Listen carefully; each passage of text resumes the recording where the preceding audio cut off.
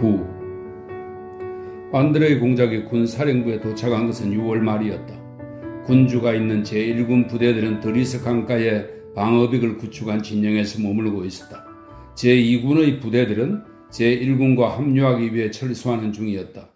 얘기되는 바로는 프랑스군 대병력에 의해 제2군이 제1군으로부터 차단된 것이다. 모두들 러시아군의 전반적인 작전 흐름에 만족하지 못하고 있었다. 그러나 러시아의 각 현까지 침입하는 위험에 관해서는 그 누구도 몰랐고 전쟁이 서쪽의 폴란드 현들보다 깊숙이까지 번질이라고는 어느 누구도 예상하지 못했다. 안드레이 공작은 드리스 강가에서 자신이 배속된 바르클라이드 톨리를 발견했다. 군영 부근에는 큰 마을이나 장소가 전혀 없었기 때문에 많은 장군과 궁정 신하들은 강 이편이든 저편이든 인근 10베르스타에 걸쳐 그 작은 마을의 가장 좋은 저택들을 숙소로 배정받았다. 바르클라이드 톨리는 군주가 있는 곳에서 4베르스타 떨어진 곳에 머물고 있었다.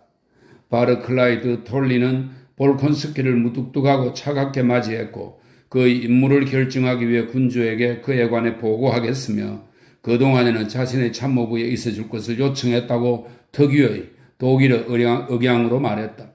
안드레이 공작이 만나려 했던 아나톨 쿠라기는 없었다. 그는 페테르부르크에 있었고 안드레이 공작에게는 그 소식이 반가웠다. 지금 벌어지는 거대한 전쟁의 중심부에 있다는 사실이 안드레이 공작의 관심을 사로잡은 것이다. 덕분에 당분간 쿠라긴에 대한 상념이 불러일으키는 산란함으로부터 벗어날 수 있어 기뻤다. 아무 곳에도 불려가지 않은 첫나흘 동안 안드레이 공작은 방어벽이 구축된 진영 전체를 말을 타고 돌아다니며 사정에 빠르던 사람들과 대화하거나 자신이 알고 있는 지식을 바탕으로 진영을 명확하게 이해하려고 노력했다. 그러나 이 진영이 유리한지 불리한지에 대한 물음은 안드레이 공작에게 해결되지 않은 채로 남았다. 그는 자신의 전쟁 경험을 통해 가장 신중하게 숙고하여 세운 계획들도 전투에서는 아무런 의미도 갖지 않으며 그가 아우스트리츠 원정에서도 이것을 보았던 것처럼 모든 것은 예기치 못한 적의 작전에 어떻게 대응하는가에 달려있고 모든 것은 누가 어떻게 전투 전체의 흐름을 이끌어 가는가에 달렸다는 확신을 끌어낼 수 있었다. 그의 마지막 물음을 명확히 이해하고자 안드레이 공작은 자신의 지위와 친분을 이용하여 군사행정과 그에 관여하는 인물이며 당파들의 성격을 자세히 알아보려 애썼고 전투 상황에 대해 자기 나름으로 다음과 같은 이해를 얻었다. 군주가 빌라에 있던 당시의 군대는 셋으로 나뉘었다. 제1군은 바르클라이드 톨리가, 제2군은 바그라티온이, 제3군은 토로마소프가 지휘했다. 군주는 제1군에 있었으나 총사령관의 자격으로는 아니었다. 명령서에는 군주가 지휘한다는 말이 없고 그저 군주가 군대와 함께 있을 거라는 내용뿐이었다. 게다가 군주에게는 개인적으로 황실본부가 있었다. 황실본부 책임자이자 병참부 장군인 볼콘스키 공작, 여러 장군들, 시종무관들, 외교관들, 많은 외국인들이 곁에 있었지만 군사령부는 없었다. 또 군주의 척근 중에는 직책이 없는 사람들도 있었는데 전 국방대신인 아락체예프, 장군들 가운데 관등이 가장 높은 베니센 백작, 황태자인 콘스탄틴 파블로비치 대공, 수상인 류만체프 백작, 전 프로이센 대신인 슈타인, 스웨덴 장군인 아름펠트, 작전계획 입안의 중심 인물인 폴, 사르데냐 출신 시종 무관장인 파울루치, 볼초켄과 그 밖의 사람들이었다. 이들은 직책도 없이 군대에 머물렀으나 자신들의 지위에 따른 영향을 끼치고 있었다. 그래서 종종 군당장이나 총사령관까지도 베니시엔이나 대공이나 아락체예프나 볼콘스키 공작이 무슨 자격으로 이런저런 것들을 문의하고 충고하는지 알지 못했으며 충고 형식을 띈 명령이 이 사람 개인에게서 나오는지 군주에게서 나오는지 또 그것을 수행할 필요가 있는지 없는지도 알지 못했다.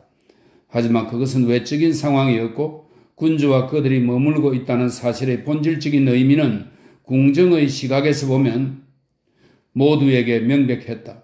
군주가 있으면 모든 이들이 궁정 신하가 된다. 그 의미는 다음과 같다. 군주는 총사령관의 직분을 맡지 않았으나 전군을 지휘한다. 군주를 둘러싸고 있는 사람들은 그의 보좌진이다. 아락체예프는 질서에 충실한 집행자이며 수호자이고 군주의 경호병이다. 베니세는 빌라의 지주로 마치 그 지역에서 군주에 대한 접대를 담당하고 있는 듯 보였으나 사실은 뛰어난 장군이며 조언을 위해 또 언제라도 바르클라이를 대신할 인물을 확보해 두기 위해 유용한 인물이었다. 대공이 이곳에 있었던 것은 그가 원했기 때문이다. 전직 대신인 슈타인이 있었던 것은 조언을 위해 유용했을 뿐 아니라 알렉산드르 황제가 그의 개인적인 자질을 높이 평가했기 때문이다. 아른펠트는 나폴레옹을 몹시 정오하는 자로 자신감이 넘치는 장군이었고 그 점이 알렉산드르에게 영향을 끼쳤다. 파울루치가 있었던 것은 그가 대담하고 단호한 은변을 구사했기 때문이다. 시종 무관 장군들이 있었던 것은 군주가 있는 곳이면 어디든 따라다녔기 때문이다. 그리고 마지막으로 중요한 사항인데 푸울이 이곳에 있었던 것은 그가 나폴레옹에 맞설 전쟁 계획을 세우고 알렉산드르에게 그 계획의 타당성을 믿게 한 후 전쟁의 전체적인 일을 지휘했기 때문이다. 푸울 곁에는 그 자신보다 그의 생각을 더 이해하기 쉬운 형태로 전달하는 볼초겐이 있었는데 그는 날카롭고 모든 것을 경멸할 정도로 자신만만하고 탁상공론을 일삼는 이론가였다. 러시아인이든 외국인이든 특히 낯선 환경에서 활약하는 사람들 특유의 대담함으로 매일같이 예기치 못한 새로운 생각들을 내놓는 외국인들이든 앞서 언급한 이 인물들 외에도 자기 상관이 있기 때문에 머물고 있는 많은 부수적인 인물들이 있었다. 그 거대하고 불안하고 눈부시고 자존심 센 세계의 온갖 생각과 목소리 속에서 안드레 공작은 보다 세분화된 경향들과 파벌들을 보았다. 첫 번째 파벌은 푸울과 그 추종자들로서 전쟁 이론가인 그들은 전쟁 학문이 있으며 이 전쟁에는 불변의 법칙, 예를 들어 측면 이동과 우회 등의 법칙이 있다는 것을 믿었다. 푸울과 추종자들은 국내 깊숙이 퇴각할 것을 요구했고 그 이론에서 조금이라도 벗어나는 것은 야만, 무지 혹은 흉계에 지나지 않는다고 보았다. 이 파벌에는 독일인 대공들, 볼초겐, 빈칭게로데 등의 주로 독일인들이 속해 있었다. 두 번째 파벌은 첫 번째 파벌과 정반대였다. 늘 그렇듯 하나의 극단이 있는 곳에는 다른 극단을 대표하는 이들도 있었다. 이들은 빌라에 있을 때부터 폴란드로 진격할 것과 이미 작성된 계획을 모두 버릴 것을 요구했다. 이 파벌의 특징은 과감한 행동의 대표자일 뿐만 아니라 민족주의의 대표자이기도 했다. 그 결과 논쟁에서 더욱 일방향적이 되곤 했다.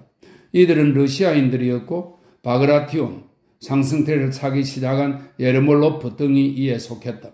당시 예르몰로프의 유명한 농담, 즉 군주에게 한 가지 은총을 구한다면 자신을 독일인으로 승격시켜 달라겠다는 농담이 퍼져 있었다.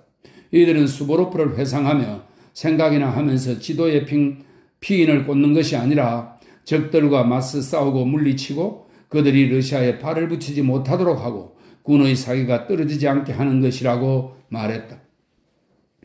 군주가 가장 신뢰하는 세 번째 파벌에는 앞의 두 경향을 중재하려는 궁정 신하들이 있었다. 아락체예프가 속한 대부분 군인이 아닌 이들은 신념도 없으면서 그런 것을 가진 척하고 보이고 싶어하는 사람들이 평소 말하는 바대로 생각하고 말했다. 그들은 이렇게 말하곤 했다. 의심할 바 없이 전쟁, 특히 보나파르트 같은 천재와 벌이는 전쟁은 더할 나위 없이 신중한 판단과 깊은 학문적 지식을 요구하는데 이 점에서 푸울은 천재적이다. 그러나 동시에 이론가들이 흔히 한쪽으로 치우친다는 점을 인정하지 않을 수 없고 따라서 그들을 완전히 믿어서는 안 되며 푸울의 반대자들이 하는 말에도 전쟁 경험 있는 실무적인 사람들이 하는 말에도 귀를 기울여야 하며 모든 일에서 중도를 택해야 한다. 이 파벌에 속한 사람들은 푸울의 계획에 따라 드리사 강가의 진영을 유지한 채 다른 군대의 움직임을 바꾸어야 한다고 주장했다. 이런 작전 계획으로는 어떤 목적도 달성할 수 없었지만 이들에게는 그렇게 하는 편이 더 나은 것처럼 보였다. 네 번째 파벌은 대공을 가장 중요한 대표자로 내세웠다. 상속자, 황태자는 아우스트리츠 전투에서의 환멸을 잊지 못했다.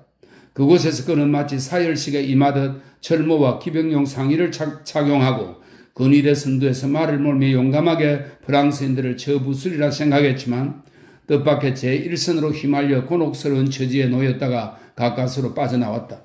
이 파벌에 속한 사람들의 견해는 진심이라는 그들의 장점이자 단점이 있었다. 그들은 나폴레옹을 두려워했는데 그에게서 힘을 보고 자신들에게서 나약함을 보았으며 이를 말로 직접 드러내기도 했다. 그들은 말했다. 고통과 치욕과 파멸 외에 그 어떤 것도 이 모든 것으로부터 나올 것이 없다. 우리는 빌라를 버렸고 비텝스크를 버렸고 드리사도 버리려고 한다. 우리에게 남아있는 단 하나의 현명한 행동은 오직 평화조약을 맺는 것뿐이고 저들이 베테르부르크에서 우리를 내몰기 전에 최대한 빨리 서둘러야 한다. 군 고위층에 널리 유포된 이 견해는 베테르부르크에서도 다른 국가적인 이유들 때문에 역시 평화조약을 지지하는 루만체프 수상에게서도 지지를 받았다. 다섯 번째 파벌은 바르클라이 톨리를 인간으로서보다는 국방 대신이자 총사령관으로서 신봉하는 이들이었다. 그들은 말했다. 그가 어떤 사람이든 그는 정직하고 유능하며 그보다 나은 사람은 없다. 지휘권의 통일 없이 전쟁이 제대로 진행될 리 없으니 그에게 실권을 주어라. 그러면 핀란드에서 보여주었던 것처럼 자신이 해낼 수 있는 것을 보여줄 것이다. 아군이 질서정연하고 강인하게 어떤 패배도 겪지 않고 드리사강까지 퇴각했다면 그것은 오로지 바르클라이 덕분이다. 지금 바르클라이를 베니시엔으로 교체한다면 모든 게 끝장날 것이다. 왜냐하면 베니시엔은 이미 1807년에 자신의 무능을 드러냈기 때문이다. 이들은 그렇게 말했다. 베니시엔을 추종하는 여섯 번째 파벌은 이와 반대로 베니시엔보다 더 유능하고 경험 많은 사람은 없다면서 제 아무리 애써도 여전히 그를 찾게 될 것이라고 말했다. 그리고 이들은 아군이 드리스강까지 퇴각한 과정 전체가 말할 수 없이 지옥스러운 패배였으며 실패의 연속이었다고 계속 증언했다. 실패를 더 많이 하면 할수록 그들은 말했다. 더 낫다. 최소한 그런 식으로 나아갈 수 없음을 더 빨리 깨닫게 될 테니까. 필요한 사람은 바르클라이 같은 자가 아니라 1807년에 이미 실력을 보여주었고 나폴레옹조차 정당성을 인정했던 베니시엔 같은 사람, 권력의 소유자로 기꺼이 인정할 만한 사람이다. 그리고 그런 사람은 오직 베니시엔 뿐이다. 일곱 번째 파벌은 군주들, 특히 젊은 군주들의 측근에 붙어있는 인물들로 알렉산드르 황제 주변에는 유독 그런 인물들이 많았다. 그들은 군주에게 열정적으로 헌신하는 1805년 로스토프가 그랬던 것처럼 군주를 황제로서가 아니라 한 인간으로서 사심없이 경애하는 그에게서 온갖 미덕뿐 아니라 온갖 인간적 자질까지 보는 장군과 시종 무관들이었다. 이들은 비록 군대 지휘를 사양한 군주의 겸손함에 감격했지만 그 지나친 겸손함을 비판하면서 한 가지만 바라보고 고집했다. 곧 경애하는 군주가 스스로에 대한 지나친 불신을 떨쳐버리고 군의 수장이 되겠다는 것을 공개적으로 선언한 뒤 자기 세력 아래 군 총사령관의 사령부를 조직하고 필요한 경우에는 경험 많은 이론가와 실무자들과 상의해가며 직접 군대를 이끌었으면 하는 것이고 그 방법만이 군대가 최고조의 사기 상태에 이르도록 할 수 있다는 것이다. 여덟 번째 그룹은 다른 그룹에 비해 사람 수가 99대 1 정도로 엄청나게 많았는데 평화조약도 전쟁도 공격도 드리스강가나 그 어느 곳의 방어 진영도 바르클라이도 군주도 풀도 베니시엔도 바라지 않고 가장 본질적인 한 가지, 즉 자신을 위한 최대의 이익과 만족만 바라는 사람들로 이루어져 있었다. 군주의 본부 주위에 어지럽게 교차하고 뒤엉켜 들끓는 업무의 흙탕물 속에서는 다른 때 같으면 생각도 못할 아주 많은 것들의 성공을 거둘 수 있었다. 어떤 사람은 자신의 유리한 지위를 잃지 않겠다는 일념으로 오늘은 풀의 의견에 찬성했다가 내일은 그 적에게 찬성했으며 또 그 다음 날엔 오로지 책임을 회피하고 군주의 비위를 맞출 목적으로 자기는 널리 알려진 안건에 관해 어떤 의견도 갖고 있지 않다고 단언했다. 또 다른 사람은 이익을 얻고 싶은 마음에 전날 밤 군주가 살짝 암시했던 것을 큰 소리로 부르짖으며 군주의 주의를 끌었고 또 회의에서 자기 가슴을 쳐대거나 동조하지 않는 사람들에게 결투를 신청하면서 이를 통해 자신은 언제라도 전체 이익을 위해 희생할 각오가 되어 있다는 것을 보여주려 하며 큰소리치고 또 논쟁을 벌였다. 세 번째 사람은 다만 두 차례의 회의 사이에 적들이 없을 때 자신의 성실한 근무에 대한 일시 보조금을 간청하곤 했다. 그들은 지금이 바로 자신의 요구를 거절할 틈이 없는 때라는 것을 알았기 때문이다. 네 번째 사람은 우연을 가장하여 일 때문에 고생하는 자의 모습으로 군주의 눈에 띄고자 계속했었다. 다섯 번째 사람은 오랫동안 갈망해온 목적, 즉 군주와 식사할 기회를 얻을 목적으로 또다시 제기된 견해의 옳고 그름을 격렬하게 증명하려 했고, 이를 위해 다소간 강력하고 정당한 논거를 들곤 했다.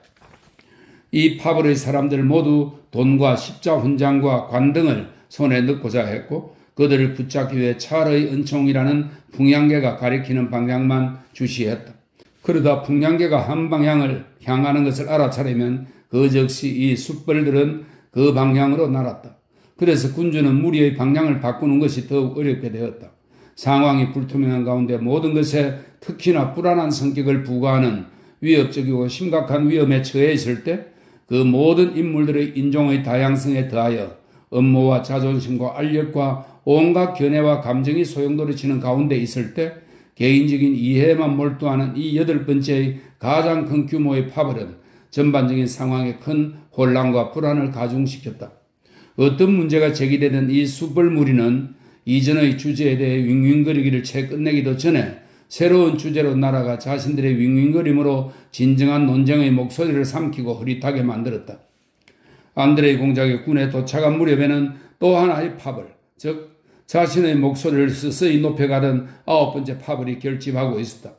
이 파벌은 나이가 지긋하고 이성적이고 국중에 경험이 있는 사람들, 서로 대립되는 견해들 가운데 어느 것도 편들지 않고 본부의 참모진사에서 벌어지는 모든 것을 추상적으로 바라보며 그 불명확성과 우유부단함, 혼란과 나약함으로부터 벗어날 방법을 생각해낼 수 있는 사람들이었다.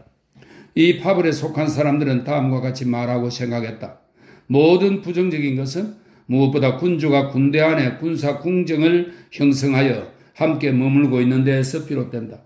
궁정에서는 유용하지만 군대에서는 해악을 끼치기만 하는 불분명하고 조건적이고 변화무상한 불안정적인 관계가 군대 안으로 들어왔다. 군주가 할 일은 군대를 지휘하는 게 아니라 국가를 통치하는 것이다. 이런 상황에서 벗어나는 유일한 출구는 군주가 군대를 떠나는 것이다. 군주 한 사람이 있음으로써 그의 개인적인 안전을 위해 5만 명의 군대를 마비시킨다. 독립성을 확보한 최악의 총사령관이 군주의 존재와 권력에 구속받는 최고의 총사령관보다 더 나을 것이다.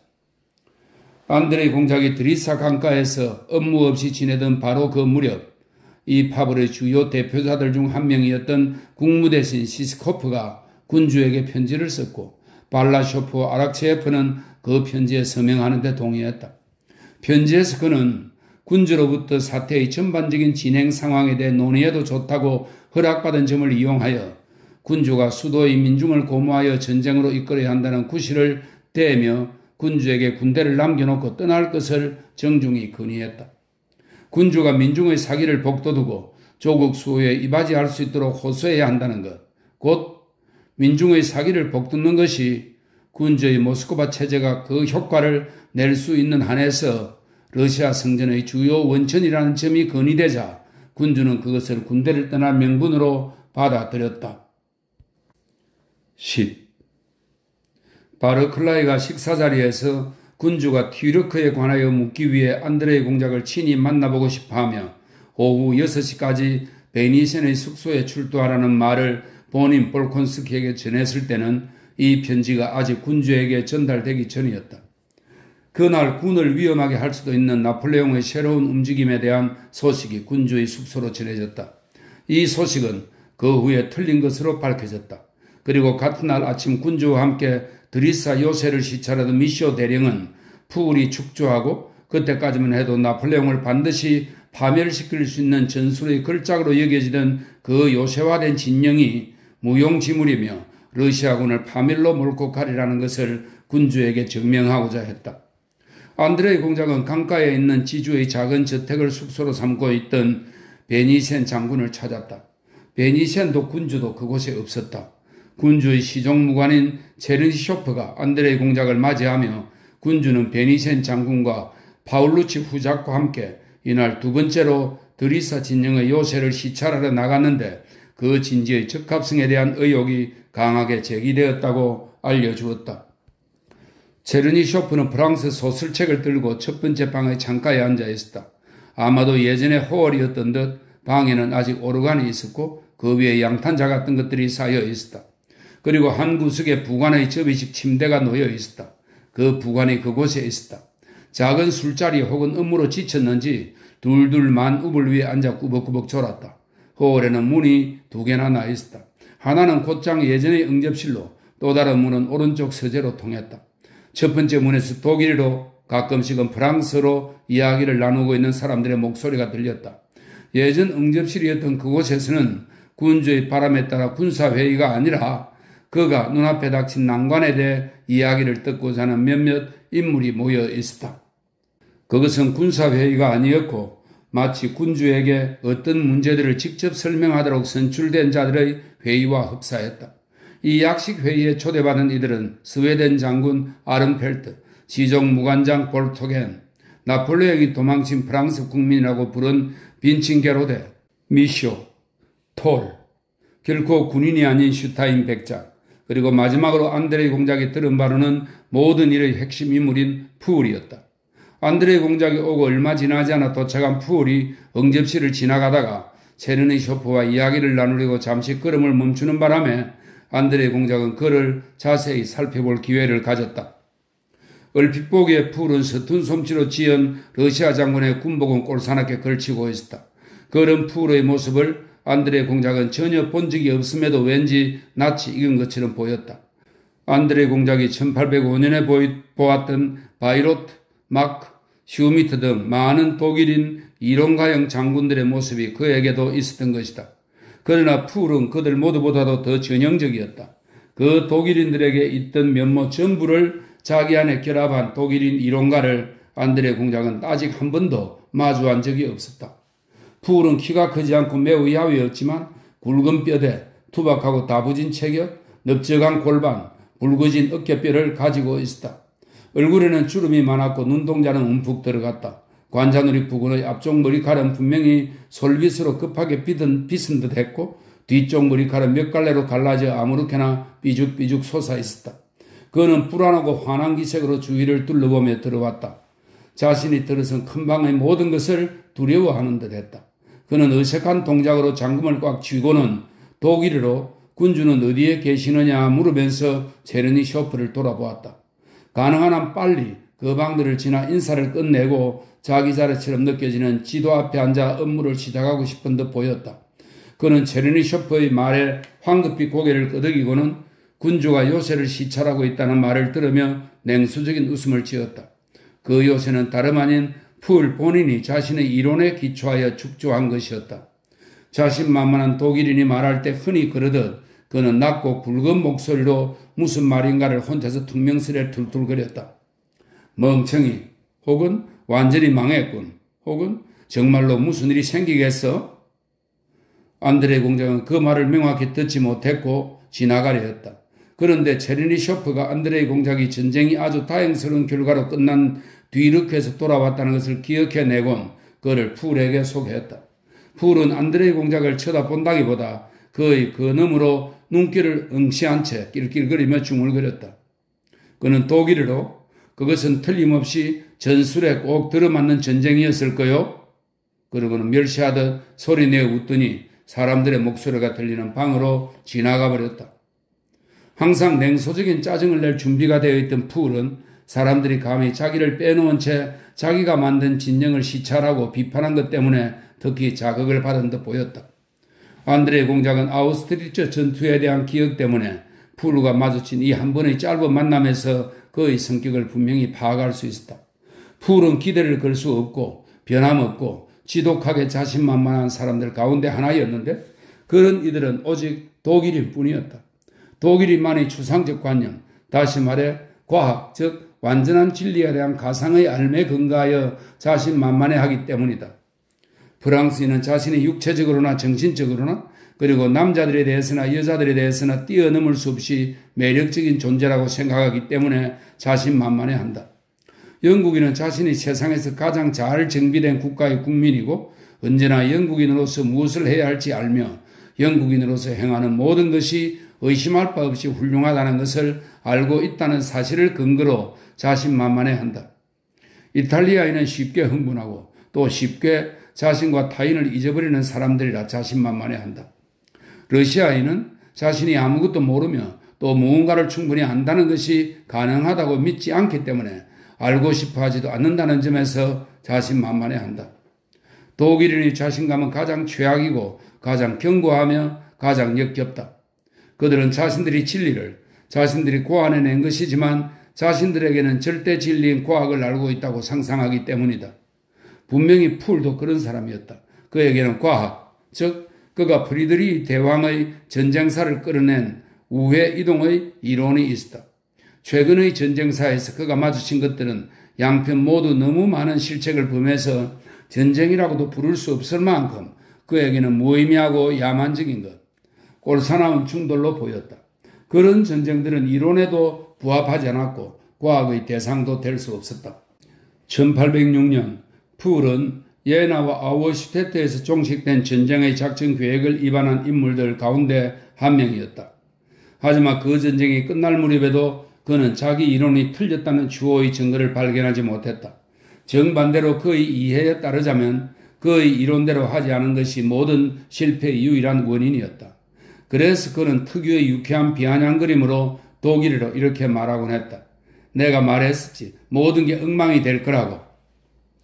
풀은 자기 이론을 너무 사랑한 탓에 이론의 목적인 실전의 적용을 자주 잊는 이론가들 중 하나였다. 그는 이론에 대한 사랑 때문에 일체의 실제적인 것을 정오했고 또 알려고 하지도 않았다. 심지어 실패에도 기뻐했다. 실전에서 이론으로부터 일탈로 빚어진 실패는 그에게 자기 이론의 정당성을 입증할 뿐이었기 때문이다. 안드레 공작과 체르니 쇼프와 함께 현재 진행되는 전쟁에 대해 몇 마디 나누면서 그는 모든 것이 잘 되지 않으리라는 것을 미리 알고 있으며 심지어 그것에 대해 불만조차 느끼지 않는 사람의 표정을 짓고 있었다. 빗질이 안 된 채 뒤통수에 몇 갈래로 삐죽삐죽 솟은 머리털과 서둘러 매만진 구레나룻이 특히 이 점을 웅변적으로 말해주고 있었다. 그는 다른 방으로 갔다. 그곳에서 즉각 굵은 저음으로 투덜대는 그의 목소리가 들려왔다. 11. 안드레 공작이 풀을 눈으로 배웅하는 것을 마치기도 전에 베니센 백작이 다급하게 방 안으로 들어와 볼콘스키를 향해 가볍게 고개를 끄덕이고는 걸음을 멈추지 않고 자기 부관에게 무언가 지시하며 집무실로 갔다. 군주가 이곳으로 오고 있었고 베니센은 이것저것 준비하고 시간에 맞춰 군주를 막기 위해 서둘러 온 것이다. 체르니 쇼프와 안드레이 공작은 현관 계단으로 나갔다. 지친 표정의 군주가 말에서 내리고 있었다. 파울루치 후작이 군주에게 무엇인가를 말하고 있었다. 군주는 고개를 왼쪽으로 기울인 채 열정적으로 이야기하는 파울루치의 말을 불만스러운 표정으로 들었다. 군주는 대화를 끝내고 싶은 듯 앞으로 나아갔으나 얼굴이 새빨개지도록 흥분한 이탈리아인은 예의 범죄를 잊은 채 계속 짓거리며 군주를 뒤따랐다. 이 드리사 진영을 제안한 자에 대해 말씀드리자면 계단을 오르던 군주가 안드레이 공작이 있는 것을 알아채고 낯선 얼굴을 유심히 들여다보는 동안 파울루치가 말했다. 폐하, 그자에 대해 말씀드리자면 파울루치는 마치 자신을 억제할 수 없는 것처럼 필사적으로 말을 이었다. 드리사 강가의 진영을 제안한 자 말입니다. 제 생각에 그자를 위한 곳은 오직 두 곳뿐이니 노란집이나 교수대입니다. 이 노란집은 정신병원을 이야기합니다. 노란집이나 교수대입니다. 이탈리아인의 말을 다 듣기도 전에 그리고 그의 말을 전혀 듣고 있지 않은 듯한 군주가 볼콘스키를 알아보고 그를 향해 자애롭게 말을 건넸다. 자네를 보니 무척 기쁘군. 사람들이 모여있는 곳에 가서 기다리게. 군주는 집무실로 향했다. 표트르 미하일로비치 볼콘스키 공작과 슈타인 남작이 뒤를 따랐고 그들이 들어가자 문이 닫혔다. 군주의 허락으로 안드레이 공작은 튀르크에서 알게 된 파울루치와 함께 회의가 소집된 응접실로 갔다. 표트르 미하일로비치 볼콘스키 공작은 군주의 참모장과 유사한 직분을 맡고 있었다. 볼콘스키가 집무실에서 나왔고 지도를 가지고 응접실로 와 테이블 위에 그것을 펼치고는 모여있던 신사들에게 의견을 구하고자 하는 질문들을 전달했다. 문제는 나중에 거짓으로 밝혀진 프랑스군이 드리사 진영을 우회하여 이동했다는 소식이 밤사이 접수되었다는 것이었다. 맨 처음 입을 연 사람은 아른펠트 장군이었다. 그는 난데없이 눈앞에 닥친 난관을 피하기 위해 베테르부르크 가도와 모스크바 가도에서 떨어진 지점에 전혀 새로운 어떤 설명으로도 납득할 수 없는 진지를 구축해야 한다고 주장했다. 그의 견해에 따르면 군대는 그 진지에 결집하여 적을 기다려야 했다. 분명 이 계획은 아른펠트가 오래전에 세워둔 것 같았고 지금 이 계획을 밝히는 까닭은 제기된 질문에 답하기 위해서라기보다는 그것을 말할 기회를 이용하려는 것 같았다. 만약 이 전쟁이 어떤 성격을 띠게 될지 고려하지 않을 때 그것은 다른 것들과 마찬가지로 근본적으로 제기할 수 있는 수백만 가지 제안 가운데 하나였다. 몇몇은 그의 의견에 반박했고 몇몇은 옹호했다.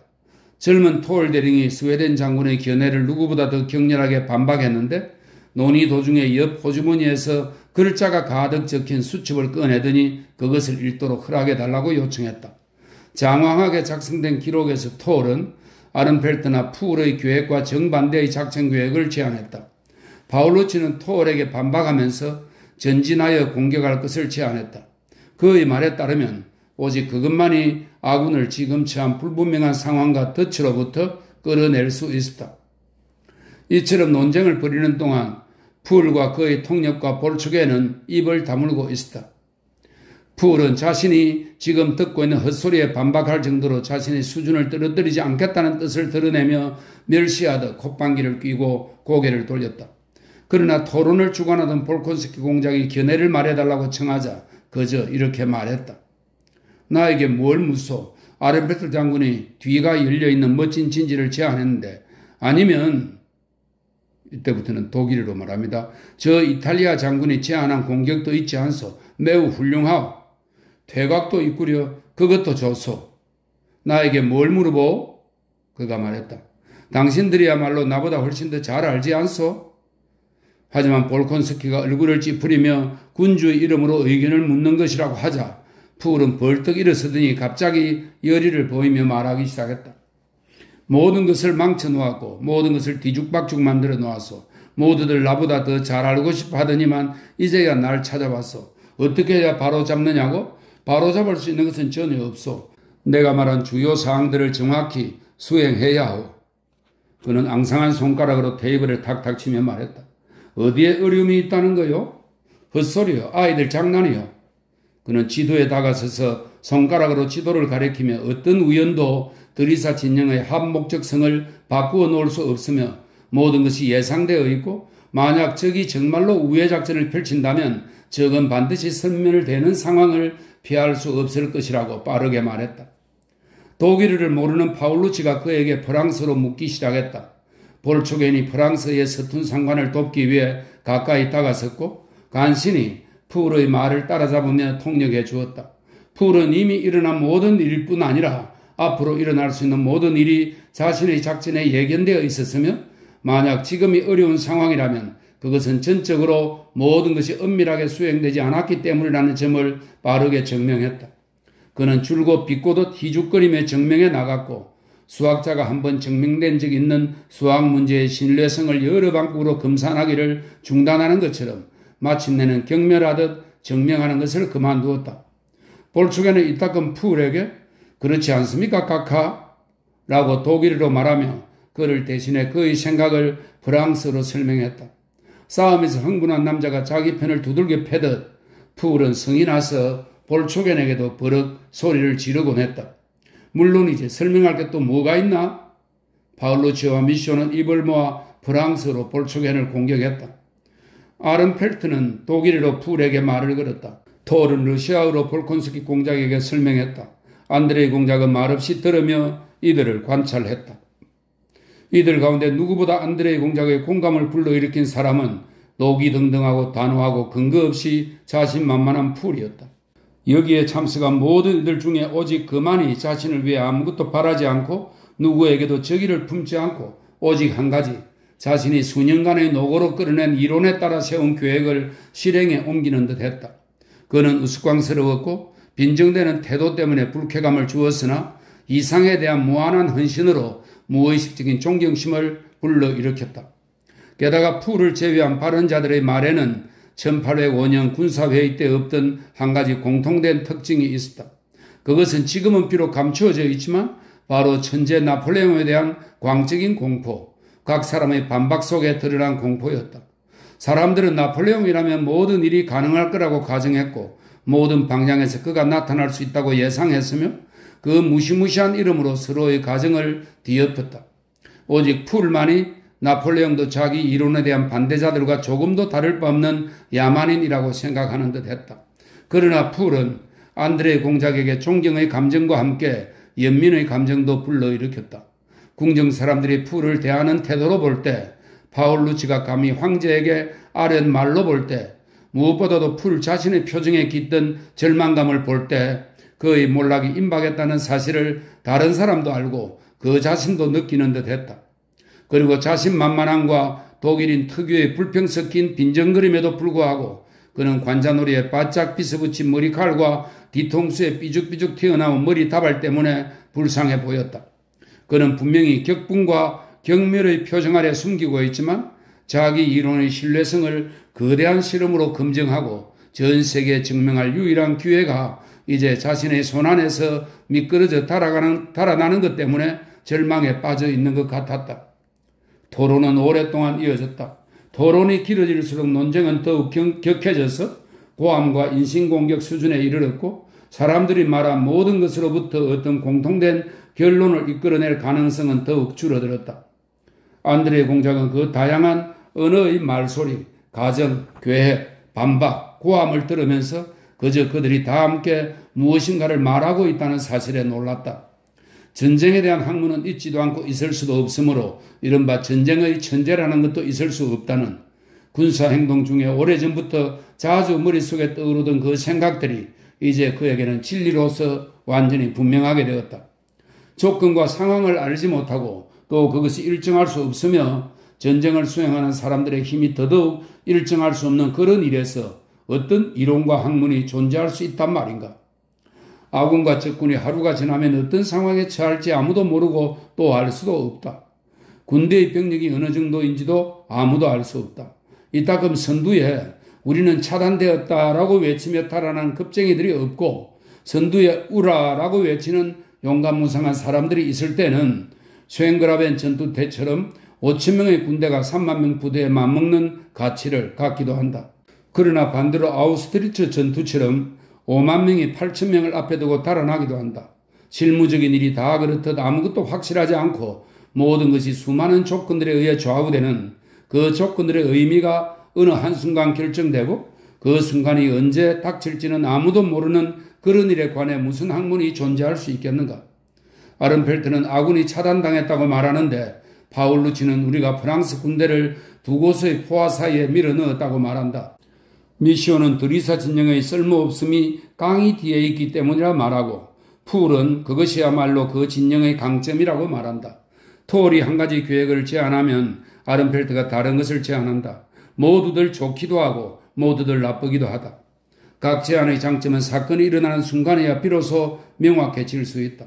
그런데 어째서 다들 전쟁의 천재라는 말을 하는 걸까? 때맞춰 금방을 운반하라고 지시하는 사람, 어떤 자에게는 오른쪽으로 가라 하고 어떤 자에게는 왼쪽으로 가라 명령하는 사람, 그 사람이 과연 천재일까? 그들이 천재라고 불리는 것은 그저 군인들이 광희와 권력에 쌓여 있기 때문에 또 많은 비열한 인간들이 권력이 아첨하면서 그 권력이 본디 갖지 못한 천재성이라는 자질을 거기에 부여하기 때문이다. 반대로 내가 아는 최고의 장군들은 어리석거나 정신 나간 사람들이다. 가장 뛰어난 장군은 바그라티온이다. 나폴레옹도 이를 인정했다. 보나파르트 역시 명장이다. 난 아우스트리츠 벌판에서 본 그의 자기만족적인 오종종한 얼굴을 기억한다. 훌륭한 사령관에게는 천재나 어떤 특별한 자질이 필요 없을 뿐더러 반대로 가장 훌륭하고 고귀한 인간적 특성들, 즉 사랑, 시정, 부드러움, 그리고 철학적이고 호기심 어린 의욕이 없어야 한다. 훌륭한 사령관은 시야가 좁고 자기가 하는 일이 매우 중요하다고 굳게 확신하는 사람이어야 한다. 그러지 않으면 충분한 인내심을 가질 수 없을 것이다. 그때에만 그는 용감한 사령관이 될 것이다. 만약 그가 인간이라면, 만약 그가 누군가를 사랑하고 동정하며 무엇이 옳고 그른지에 대해 생각한다면 좋지 않다. 예로부터 사람들이 그들을 위해 천재 이론을 조작한 것은 납득할 만하다. 그들은 곧 권력이기 때문이다. 전쟁에서 승리의 공로는 그들이 아니라 대열 속에서 패했다라고 부르짖거나 우라 하고 외치는 사람들에게 달려있다. 그리고 오직 이 대열에 있을 때만 사람은 자기가 쓸모있다는 확신을 가지고 복무할 수 있다. 논쟁을 들으면서 안드레이 공작은 이러한 생각에 잠겨 있었고 파울루치가 그 이름을 부르고 모두 뿔뿔이 흩어질 때에야 비로소 정신을 차렸다. 다음 날 열병식에서 군주가 안드레이 공작에게 어디서 복무하기를 원하는지 물었을 때 안드레이 공작은 존귀한 군주의 곁이 아니라 부대에서 복무하도록 허락해달라고 요청함으로써 궁정세계에 머물 기회를 영원히 잃었다.